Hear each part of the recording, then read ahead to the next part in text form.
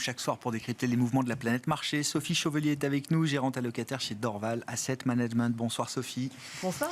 Et Eric Venet nous accompagne, directeur de la gestion de Montbleu Finance. Bonsoir Eric. Bonsoir Grégoire. Et Étienne Gorgeon est avec nous également, responsable de l'activité obligataire de Sanso Longchamp Asset Management. Bonsoir Étienne. Bonsoir Grégoire. Bon, un peu d'analyse des chiffres macro qu'on a pu avoir, à commencer par la croissance américaine du premier trimestre, moins 0,3% en rythme annualisé.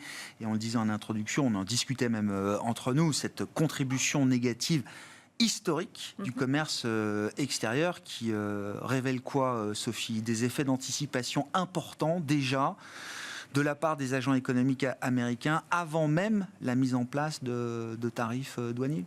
Oui, tout à fait, c'était prévu. Donc, la plupart des entreprises ont fait venir leurs intrants en provenance de Chine et d'ailleurs avant la mise en place des droits de douane. Et donc, en fait, on a un déséquilibre donc, du commerce extérieur américain qui est à un niveau historiquement extrêmement élevé, puisqu'on est à moins une contribution de 5% négative. Moins 4,8. Moins 4,8 au PIB.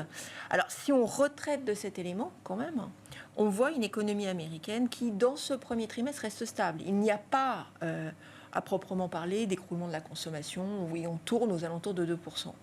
Et évidemment, parce que les Américains n'ont pas encore vu les effets de la politique douanière sur les biens de consommation qu'ils sont à même d'acheter. Ils commencent juste à avoir des débuts de hausse de prix. D'ailleurs, on en parlait aussi aux antennes, mais la cote de popularité de Donald Trump commence à s'effriter un petit peu parce qu'il y a quand même des hausses de prix tangibles qui commencent à s'observer. Ouais. Si on enlève effectivement le commerce extérieur et également, je crois, les dépenses gouvernementales, les dépenses publiques qui contribuent légèrement négativement à ce trimestre, toutes les autres composantes sont des contributeurs positifs, la consommation, l'investissement privé, etc. Oui, tout à fait. Les dépenses publiques baissent aussi. On a vu le travail qui a été fait par le Doge. Petit effet Doge, oui, sans voilà, doute. un petit effet Doge qui a quand même licencié 120 000 fonctionnaires, en reprenant un certain nombre pendant le trimestre, mais effectivement des coupes franches assez notables. Bon, qu'est-ce que ça nous dit alors du trimestre écoulé, mais est-ce que ça nous apporte des enseignements sur la suite de la course de l'économie américaine une fois soumise aux tarifs, Étienne? Ce que je trouve intéressant, c'est qu'il y a les indicateurs, ce qu'on appelle les soft data, donc toutes les études sont catastrophiques. Alors, on a eu le Consumer Board hier, que ce soit la confiance du consommateur, des chefs d'entreprise, il n'y en a pas un qui dit que ça va bien. Qui dit que ça va bien. Je dirais même c'est vraiment des niveaux aberrants. Dépressif, quoi. On est en 2008 pour certains d'entre eux, vraiment à des niveaux. Et évidemment qu'on sait depuis 2022 que tous ces indicateurs sont beaucoup moins efficaces pour plein de raisons, que cette récession annoncée par ces indicateurs n'est jamais arrivée aux États-Unis en 2023, etc. Donc on regarde nous on regarde évidemment les données dures et surtout on se focalise sur les données dures à haute fréquence. Parce que c'est elles qui sont censées encapsuler les variations qui vont arriver dues à ces hausses de prix. Qu'est-ce qu'on voit pour le moment? On voit que, sur ces données à haute fréquence, on voit que les boîtes ne se débarrassent pas. Il n'y a pas de licenciement. Non. On voit que la consommation tient, et tient plutôt même de manière assez forte. Et on voit que dans certains secteurs, c'est vraiment difficile.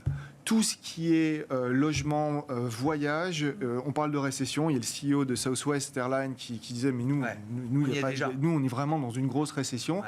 Et après il y a des indicateurs qui sont plus ou moins avancés, qui sont des données dures. Mais qui sont vraiment reliés à ce qui est en train de se mettre en place par l'administration Trump. On voit la baisse très marquée des ventes de camions. Et on est vraiment, effectivement, dans cette phase où on passe d'une récession technique à quelque chose d'autre qui pourrait être probablement un tout petit peu... Une récession technique, c'est pas très grave, a priori, puisque c'est dû à un choc qui est censé se normaliser. Là où ça va être réellement intéressant, c'est de voir dans quelle mesure l'implémentation des tarifs va se transformer dans quelque chose qui pourrait sortir d'un cadre local ou sectoriel. Ouais, je m'exprime un peu plus clair. Quelque chose d'endogène et plus large. C'est ça. C'est quand les retailers, quand les distributeurs américains disent on a du mal à alimenter nos rayons, quand les gérants de camions disent nous le fret, tout ce qui est fret, que ce soit le fret de bateau ou distribution par les camions, disent mais on a une surcapacité incroyable et qui commence à fermer. La question qui va se poser, c'est de quelle manière ça se propage. Et c'est probable qu'on voit d'abord les effets de ces faillites-là avant de voir les effets négatifs d'une consommation qui semble toujours assez résiliente. Vous dites c'est d'abord un choc d'offres massif pour les États-Unis. Ouais. Avec le risque que ce choc d'offres se diffuse et se traduise aussi par un choc de demande ultérieurement. Exactement, et je pense qu'il va falloir jouer ces séquences, et c'est pour ça que ça va être ça va être un vrai challenge pour tout le monde. Choc d'offres, ça rappelle le Covid. Hein. Oui, exactement. On se retrouve un peu dans ce même schéma-là. Hein. Exactement, et le vrai sujet, c'est le consommateur américain. On est toujours dans une phase de stimulus budgétaire, alors un peu moins, mais toujours pour l'instant. Encore une fois, il y a toujours cette histoire de budget. Et donc, il y a un consommateur qui tient, il y a la Réserve fédérale qui joue à plein son rôle. Elle injecte des liquidités, l'excès de réserve. Alors, même s'il a baissé au mois d'avril, il était quand même assez positif depuis le début de l'année. Un consommateur qui tient sous perfusion, j'aimerais presque dire... C'est un terme qui est peut-être un peu excessif, mais sous une forme de perfusion. Et on va voir quand est-ce qu'on va rentrer dans le dur avec une augmentation des prix et dans quelle mesure ça va nous emmener dans une récession plus cyclique, j'ai envie de dire. Bon, c'est un peu 50-50, j'ai l'impression, cette histoire de récession pour les États-Unis cette année. Eric, quel est votre sentiment là, par rapport à cette situation, partant des chiffres qu'on commente? Je crois que vous l'avez très bien dit. Pour moi, c'est pas une récession, c'est boum, c'est un choc d'offres en fait. L'exemple du Covid est assez bon, c'est-à-dire qu'à un moment donné, l'offre se bloque. Enfin, on sait que l'offre s'est bloquée. La demande s'est agrippée à l'offre qui restait, d'où la consommation qui tient. Je dis, jusqu'ici, tout va bien. Après, quand les stocks sont épuisés parce qu'on n'a pas livré pendant X temps, alors, à condition qu'on relivre à nouveau parce que les choses se sont un peu éclairées, pour l'instant, on ne sait toujours pas. Donc, ça va durer un petit moment. Donc, cet écart-là, vous n'allez pas l'absorber tout de suite. Donc, on sait qu'on va de toute façon plonger. Et le consommateur, il attend de savoir la deuxième phase, c'est-à-dire est-ce que l'offre va revenir avec une certaine stabilité ou par à-coup, et auquel cas on refera à peu près la même chose de trimestre en trimestre. Donc c'est totalement logique. On n'a rien vu. Et donc, économiquement parlant, on ne peut rien dire. En fait. Tout simplement que ça me paraît tout à fait normal. Bon, ça ralentissait, ça ralentit moins parce que... On a amélioré la consommation, mais le plus dur reste à venir. Et dans la séquence, comment les choses se déroulent? Partant d'un choc d'offres, c'est d'abord les prix qui vont réagir, c'est d'abord une inflation, quand bien même elle serait temporaire, qui va tout de suite se matérialiser assez vite, et puis ensuite on verra des dommages peut-être sur l'emploi, la consommation, etc. Enfin, c'est d'abord la croissance en fait, tout ce qui est quantité, parce que c'est pas... Donc le marché du travail peut peut-être réagir. On a vu aussi, alors il y a eu tellement de chiffres aujourd'hui, il faudra peut-être quelques heures pour analyser tout ça, mais les chiffres ADP, création d'emplois dans le secteur privé, on verra ce que donne le rapport mensuel vendredi, mais sont déjà assez nettement en dessous des attentes. Ça reste positif, mais un cran en dessous de ce que tout le monde attendait. On attend et savoir comment ça va se passer, mais après on va forcément licencier si vous n'avez rien à vendre. Il y a une dichotomie entre les services qui sont, on ne sait pas comment ils sont touchés. À la douane, en bateau, c'est simple, voilà, vous ne livrez plus. Mais dans les services, c'est un peu plus compliqué. Donc, c'est à modérer en plus avec la proportion de services et de consommation de biens industriels dans l'économie. Mais c'est pas les prix, c'est pas une question de prix. En fait, c'est une question brutale d'arrêt de l'économie. Bien sûr. Et après, en fonction du comportement de l'offre, on verra si les prix. Il y aura mécaniquement des prix avec les droits de douane. Mais enfin, c'est pas ça la problématique pour l'économie, c'est la spirale. Je pense que pour l'instant, elle n'est pas prête d'être engagée parce que la demande va s'éteindre.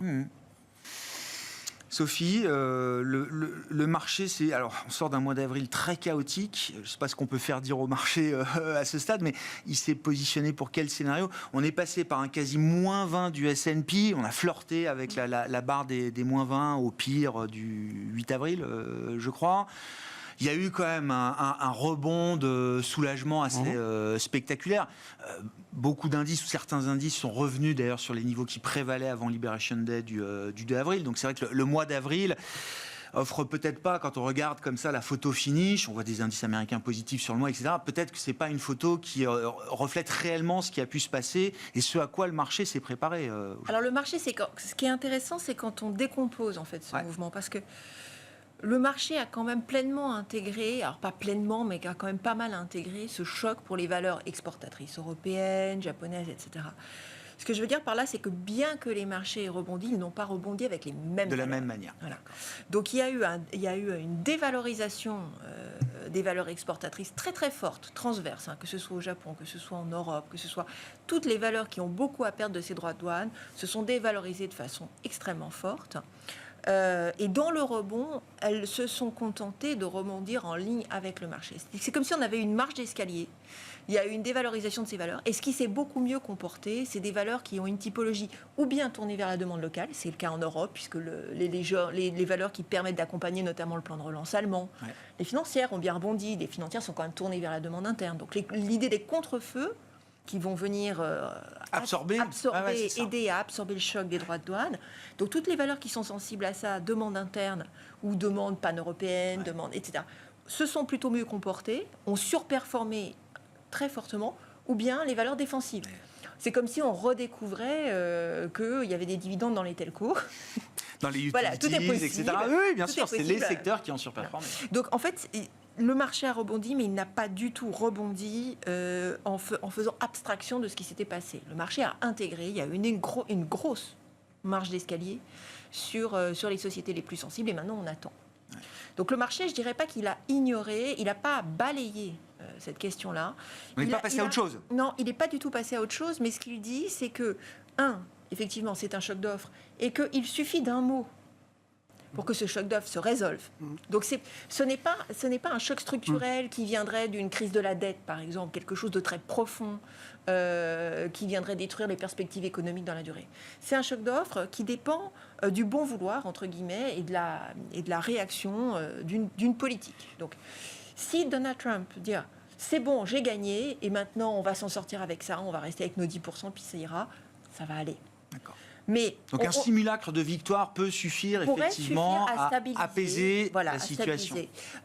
Mais pour l'instant, on n'en sait rien. Donc le marché il s'est mis en position d'attente. Il y a eu une rotation en faveur des défensives, en faveur des entreprises qui adressent la demande locale et qui bénéficient des contre-feux locaux.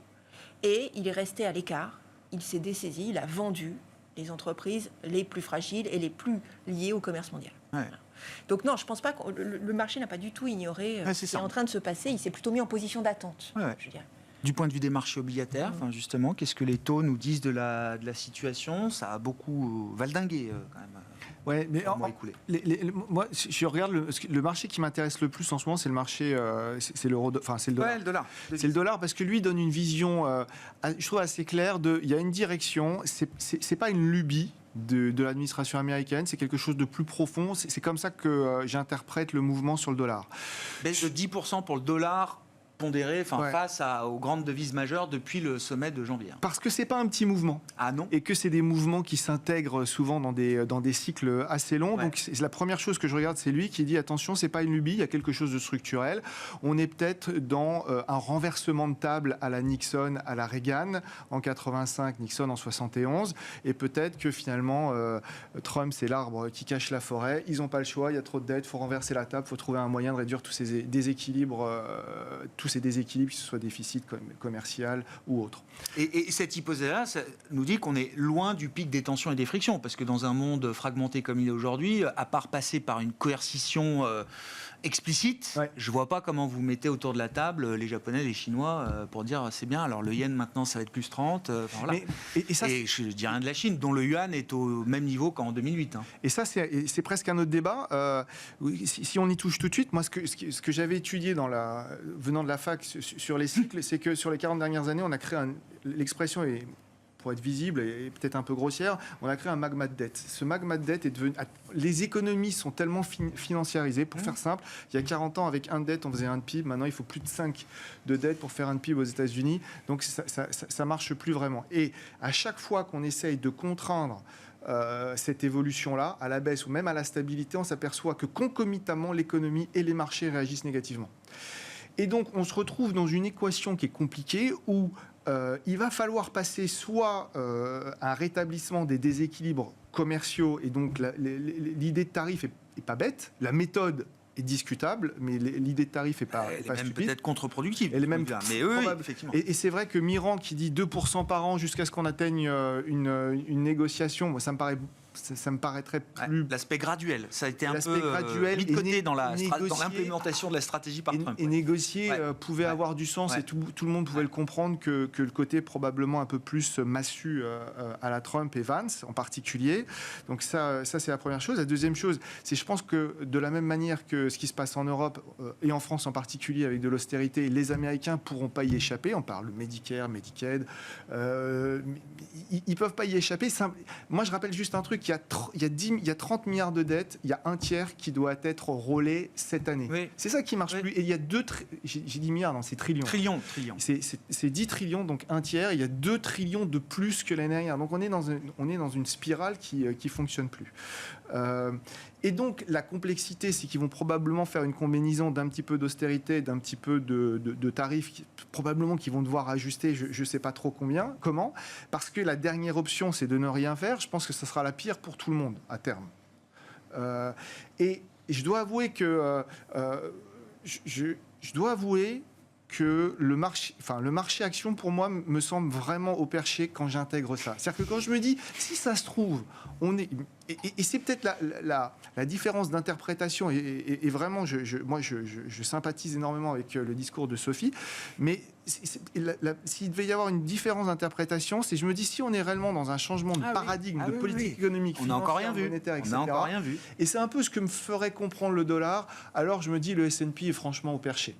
Après, le dernier marché à regarder, évidemment, c'est l'obligataire. Là, il y a deux marchés, la partie crédit et la partie obligataire. Moi, je trouve que l'obligataire, c'est pas où il habite. Aux États-Unis, on tape les 4,50, on revient. On sent quand même qu'il y a un problème lié au trop de dettes, mais qu'il y a un risque sur l'économie que le marché ne s'est pas acheté s'il doit d'abord prendre l'inflation et regarder ensuite la croissance, ou d'abord la croissance et après Sur la l'inflation. baisse Donc, des actions du jour, les taux, ils bougent pas. en Europe, c'est beaucoup plus simple, et c'est vrai que ça nous aide tellement. La BCE a une direction, elle peut la justifier, c'est simple. Moi, ce que je trouve vraiment intéressant, c'est que dans tout ce brouhaha général où tout le monde peut s'inquiéter de ne pas y voir beaucoup de clarté, le crédit, ça marche bien.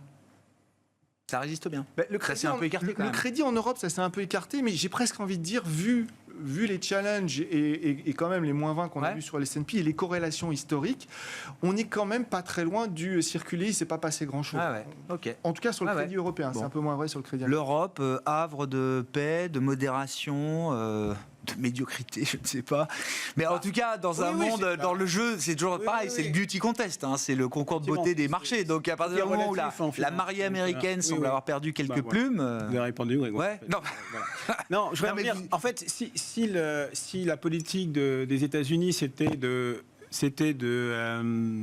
un problème de dette, hein, ils se sont pris comme des manches, parce que finalement, tout ça ne se résout que avec des points supplémentaires de taux d'intérêt. Parce qu'on a généré de l'incertitude. La seule chose dont on est sûr, c'est que le monde est plus insécure qu'avant. Ça, c'est clair, en termes financiers. Moins optimal, oui. Voilà. Donc, si vous n'aviez rien fait, vous rajoutez je ne sais pas combien de points. En tout cas, c'est clair. C'est-à-dire que moi, si j'étais prêt à acheter à 4, maintenant, c'est 4,5. Enfin, peu importe. Ouais, c'est ça. Voilà. Donc, je vois pas la logique économique derrière. Ça, c'est clair. Je pense... Enfin, bon, je suis pas assez spécialiste là-dessus, mais en tout cas, je pense qu'un problème de dette, ils ont tout faux. Après, si c'était pour baisser le dollar, bravo. Là, encore une fois, je suis pas sûr que derrière, ça soit... Est-ce que c'est une bonne baisse du dollar ou pas? Oui. Voilà. Bon, donc, effectivement, quand on dit ça, l'Europe, finalement, on est bien dans notre Europe, finalement. C'est un goût tactique ou c'est différent? Est-ce que cette fois, c'est autre chose? Parce que pour une fois, on a de la chance, parce qu'en plus, nous, on a quelque chose endogène. C'est-à-dire que, voilà, on a le plan de relance allemand, on a l'Europe qui s'en remet un peu sur l'armement, et c'est pas par la demande. En fait, ça qui est très important, c'est pas un coup de keynésien et boum, et on en remet en plus sur les déficits. Non, c'est profondément industriel et de côté de l'offre. Et donc, pour une fois, on coche toutes les bonnes cases, en fait. Alors, il ne faudra pas que ça soit après perdu politiquement, mais donc je comprends. Si on rajoute le fait que dans le monde de la finance, l'Europe, on ne sait pas où c'est. On va peut-être découvrir où c'est. Donc, on va en plus bénéficier de flux de capitaux. Et ce qui est sur le gâteau, nous aussi, on avait un problème de dette. Et en plus, comme on part des États-Unis, venez chez nous. Donc, on va, nous, gagner la baisse de taux d'intérêt que les Américains vont perdre en hausse de taux d'intérêt. Donc, pour le coup... Mais ça implique quoi? Ça implique, pour un investisseur global, que oui, on peut avoir une surperformance, une performance relative des actions européennes dans le temps qui soit meilleur, ou en tout cas que l'écart soit moins important avec ce qu'on a observé entre le marché américain et le reste du monde depuis 2 ans. Alors dans le temps, si on considère que tout ce qu'on vient de vivre, c'est un changement d'air. Mais j'en suis pas convaincu. Peut-être que dans 2 mois, on aura oublié tout ça, que il se sera, enfin bon, pour les trucs. Excusez-moi, bon, enfin bref, et qu'il sera passé à autre chose. Il aura fait de la géopolitique et du coup, l'économie sera moins. Alors c'est sûr que dans sa séquence. À un moment, on va reparler de dérégulation, on va reparler de baisse d'impôts, etc. Bessent était là pour le rappeler hier. Là, on est dans le dur du dur. Trump le dit aujourd'hui, alors en moquant la réaction du marché action, qui est le marché action de Biden et pas le sien. Il dit ça va être dur pendant quelques temps, mais après, vous allez voir, la croissance va être là. Une fois qu'on aura tout fait, il y a toujours cette promesse. C'est valable s'il enchaîne assez vite. Et le retail suit. Ce que je veux dire, c'est que l'investisseur retail, pour l'instant, lui, il continue d'appliquer la même logique. Le moindre creux de marché, c'est à mettre à profit pour continuer d'investir, de réinvestir et d'acheter notamment des Nvidia, des Amazon, etc. C'est ce qu'on a vu tout au long du mois d'avril. Oui, parce qu'on n'est pas encore sûr qu'on ait changé de. Donc que les sondages baissent pour Trump, ok, mais l'investisseur particulier américain, lui, il continue de faire confiance au stock market de Trump. Il y a un plan. On considère que, certes, bon, il y a eu un gros choc. Ceci va un peu se calmer. On va à la limite peut-être linéariser tout ceci. Et après, boum, très vite, je sors mon plan de ma poche et vous allez voir. Et ça peut fonctionner en fait. Donc, dans ce cas-là, le plus optimiste, on aura perdu un trimestre de croissance avec quand même pas mal de morts sur le côté. Mais bon, globalement, ça tient. Et puis, ça peut repartir. Un certain temps, mais et donc assez vite oublier cette séquence. Mais en tout cas, pendant quelques mois, on a encore ça à l'esprit. Donc, ça ne va pas disparaître aussi vite. Ça va pas disparaître aussi vite. Oui. Bon, et donc pour le marché européen, là, je veux dire, quand on regarde un peu les valos, les perspectives bénéficiaires, on est en pleine saison de résultats. Il y a de la place encore pour voir de la hausse en Europe. Oui, d'autant plus que le marché réagit assez violemment, en fait, moi je trouve. Donc il suffit d'être contrariant. Et puis en termes d'indice, je ne sais pas. En tout cas, il y a de quoi faire ses courses tous les jours et de façon assez sereine. Et de rester sur l'Europe. Et si vous voyez, d'ailleurs, depuis le temps que je parle des small et ainsi de suite, alors, il y a un retour sur ces petites valeurs-là. Alors certes, elles ont pris moins 20 quand le marché, les fameux jours, mais parce qu'il n'y avait pas de liquidité. Mais ça revient. Et aujourd'hui, vous arrivez à faire de la performance avec un mix de small et des grosses caps européennes. Et moi, je bouge pas de là. Sur la logique d'investissement, là, aujourd'hui, Sophie, est-ce qu'on décroche de l'idée de ce qu'on a vu du marché américain pendant 2 ans? Cette concentration, ce qu'on a traduit par l'exceptionnalisme américain, une surperformance incroyable, tirée par cette valeur, etc. Là, on va avoir les publications qui commencent pour les Mag 7. Est-ce que ce schéma-là est à ranger ou remiser sur l'armoire, au moins pendant un temps? Temporairement, on est en train d'assister effectivement à un rééquilibrage. Nous, on partage aussi l'idée que la configuration européenne est plus attractive. Elle est plus attractive qu'elle ne l'avait été depuis bien longtemps. Donc effectivement, mais on reste dans une incertitude très très forte. Vous parliez de pouvoir faire ses courses tous les jours. C'est lié aussi au régime de volatilité. Donc on avance, entre guillemets, à pas modéré, avec une relative confiance, mais à pas modéré. Je pense que du point de vue de l'investissement, il y a quand même, moi, le facteur qui me paraît le plus intéressant, c'est la question des obligations. C'est-à-dire qu'on est incapable d'acheter les obligations jusqu'à il y a encore quelques semaines. Et qu'avec l'évolution qu'on a eue sur les taux, on retrouve en fait une attractivité, une asymétrie sur la partie obligataire, où non seulement on a une rémunération qui est supérieure à celle du... on a enfin de la pente. Il y a de la pente, il y a un peu de pente. On a enfin de la rémunération sur la partie la plus longue. On a le put de la BCE, donc l'action explicite de la BCE. Et puis, si effectivement on a un trou d'air économique qui serait lié effectivement à ce choc, quand même, on a potentiellement 100 points de base de baisse dans les taux européens qui vont venir protéger les portefeuilles. Donc nous, on a vraiment, pour la première fois depuis maintenant 3 ans, on a racheté remis dans des les obligations, racheté des obligations, remis de la duration, parce qu'il y a de la symétrie à nouveau, parce qu'on peut reconstruire des portefeuilles. Et puis après, en face de ça, effectivement, plutôt les idées de demande interne. C'est-à-dire que sur la partie où on n'a aucune idée de ce qui va se passer, c'est-à-dire les gagnants en fait du cycle précédent, parce qu'il faut bien voir que quand on regarde aujourd'hui les grands indices européens, toutes les premières lignes, c'est des grandes multinationales. Moins de multinationales, et puis plus d'entreprises qui servent la demande interne pan-européenne, etc. Donc il y a effectivement des choses qui sont intéressantes à faire. Vous mentionniez le crédit. C'est sûr qu'effectivement, dans une Europe qui se tient bien, avec des spreads de crédit qui sont un petit peu écartés, il y a probablement aussi des choses à faire dans le domaine du crédit. Avec un rapport rendement-risque qui est un petit peu plus intéressant. Une Europe qui se tient bien, alors 0,3% de croissance au premier trimestre, oui, c'est un peu mieux que prévu.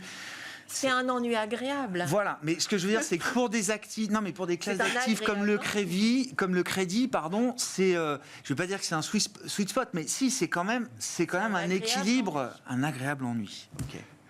Oui, peut-être juste compléter par rapport sur l'Europe. Moi, je pense que l'Europe a fortement souffert du fait qu'à côté d'elle, il y avait les États-Unis qui mettaient une charge de dette spectaculaire, qui a favorisé des marges incroyables au plus haut. Les baisses de taxes, ça aide énormément les marges. Enfin, tout ça, ça a été prouvé et expliqué de manière académique. Ces déficits budgétaires qui étaient 2 à 3 points, parfois jusqu'à 5 points de plus que chez nous.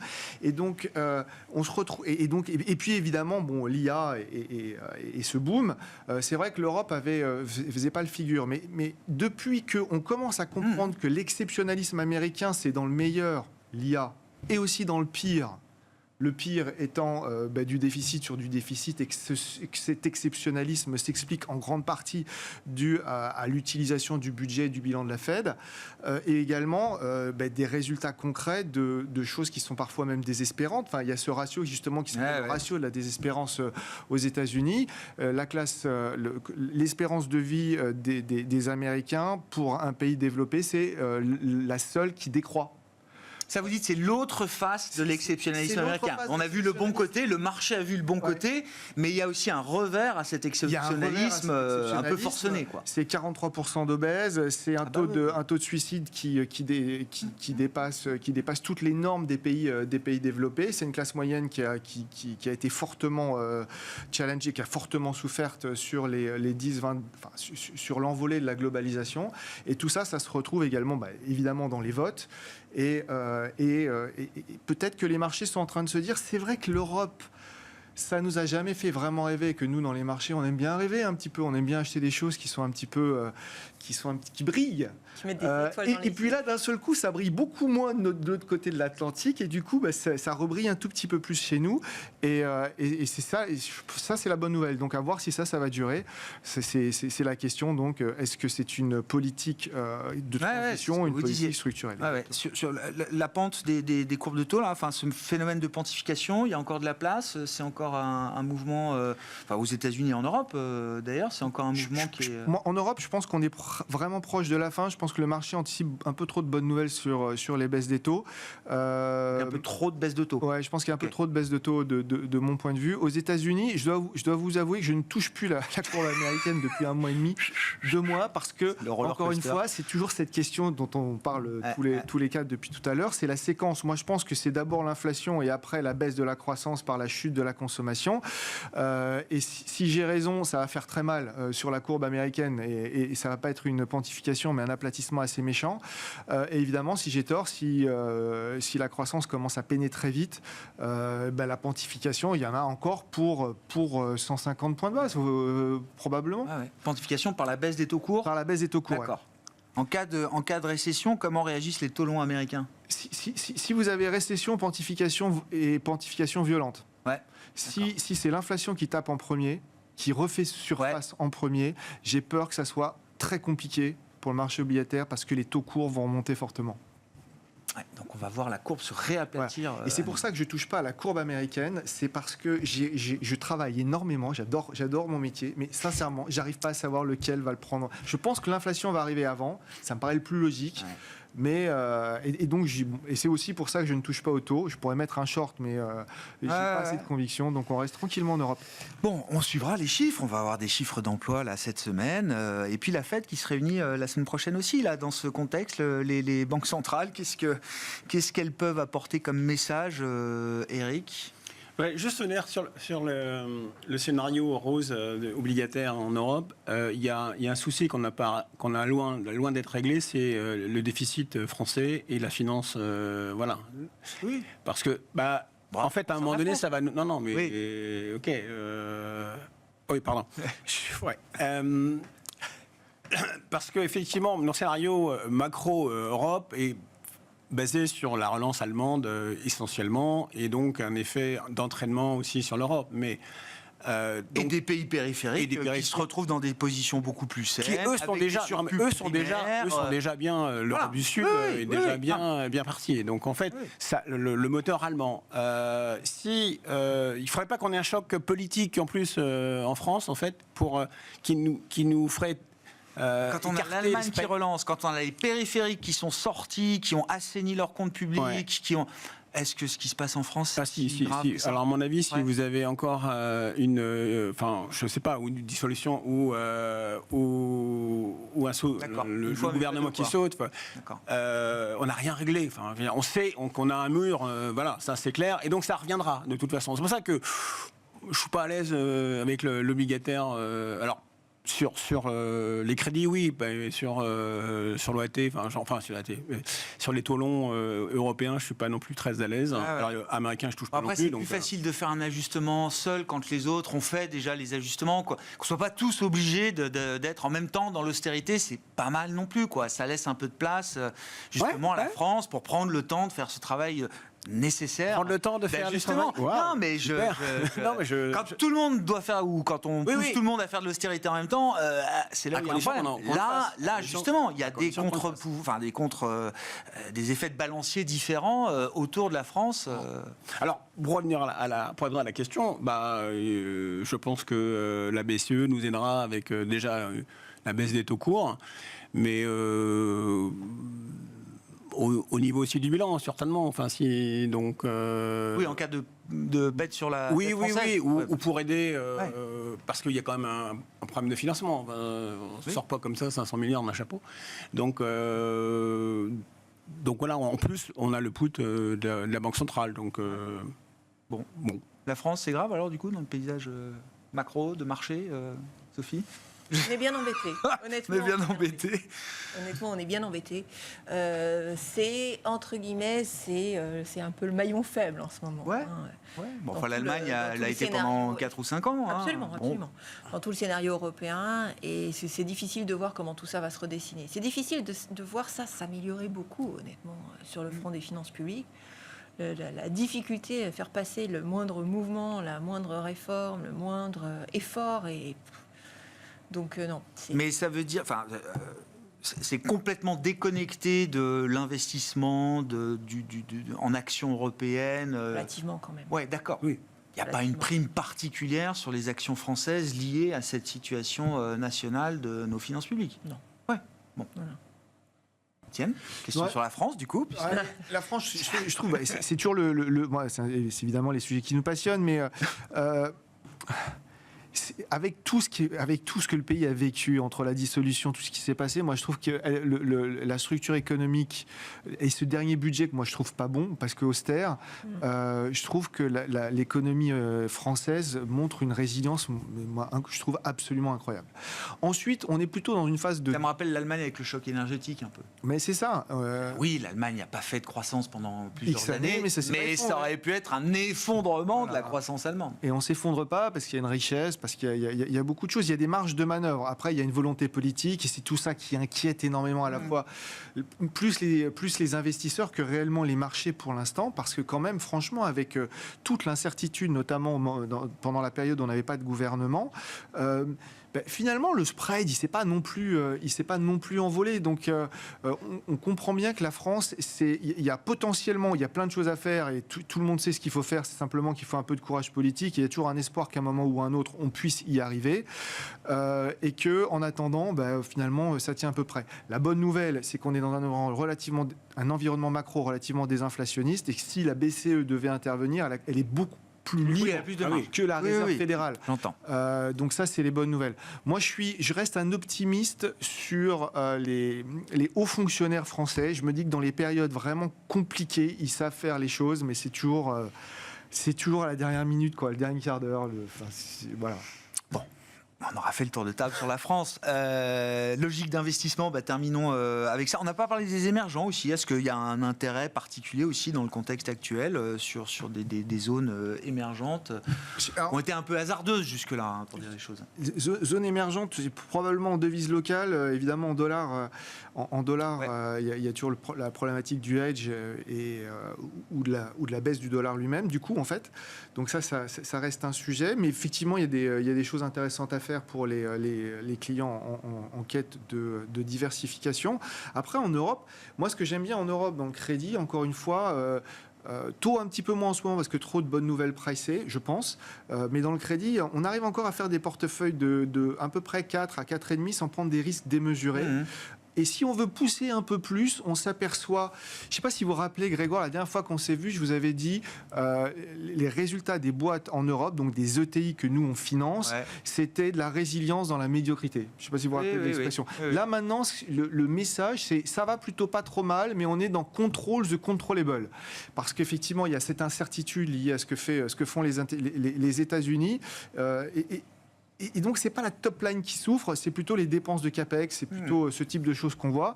Et si on se focalise sur des sociétés donc, de taille intermédiaire, comme nous, on aime bien les financer, plutôt avec une économie locale, vous pouvez faire des choses qui sont... assez simple à expliquer à vos clients, du 3 ans avec du 5, 6, même pour certains portefeuilles, j'ai des portefeuilles à 7%. Donc vous avez un échelonnage assez sympathique en fonction des maturités. Et encore une fois, avec ce support potentiel de relance économique en Europe, moi, le contrôle, the controllable m'embête beaucoup moins que c'est la top line qui souffre. Et donc je trouve que c'est un environnement qui est plutôt sympathique. Agréable. Eric ? Les émergents, je ne peux pas trop en parler.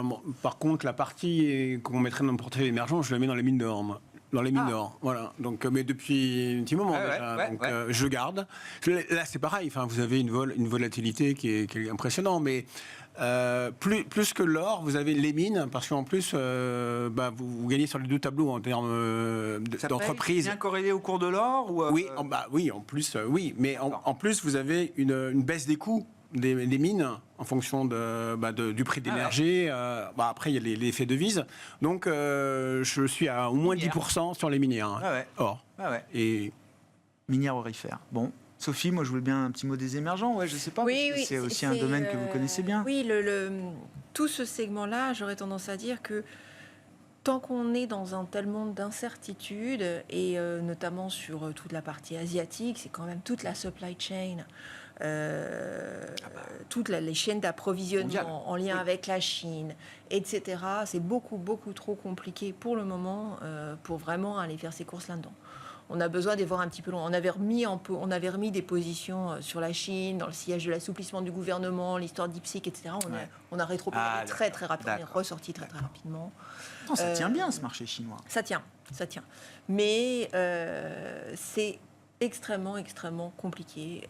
Et on n'a pas, à ce stade, la Chine ne sort pas le bazooka non plus. Non. On n'est pas du tout en train d'essayer d'accommoder ça. On est plus dans le...